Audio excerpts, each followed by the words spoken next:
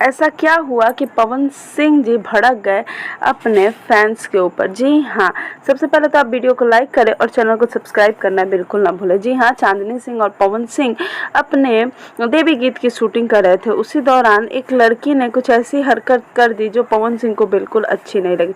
वैसे पवन सिंह जी अपना फैन जानकर उन्हें अपने शूटिंग में बुलाया तो, लेकिन बात ये हो गया कि जैसे ही वो लड़की आई पवन सिंह के पास बैठी, पवन सिंह जी ने उन्हें काफ़ी सम्मान दिया, लेकिन फिर से उन्होंने कुछ ऐसी हरकत कर दी जो उन्हें बिल्कुल पसंद नहीं आया। चांदनी सिंह वहाँ नहीं थी, लेकिन पवन सिंह जी बैठे हुए थे और पवन सिंह जी के बैठने के दौरान ही उस लड़की ने अपना मोबाइल फ़ोन निकाल कर वीडियो बनाना स्टार्ट कर दिया। ये चीज़ पवन सिंह जी को बिल्कुल पसंद नहीं आई और उन्होंने हाथ हिलाकर उस लड़की से रिक्वेस्ट किया कि आप प्लीज़ वीडियो को बंद कर दें। आप देख सकते हैं वीडियो में ऐसा ही हुआ है। तो पवन सिंह जी को बेकार का ही बदनाम किया जा रहा है कि पवन सिंह जी अपनी फैंस के साथ बहुत गलत बिहेव किया है। ऐसा कुछ नहीं हुआ था, बात यह है।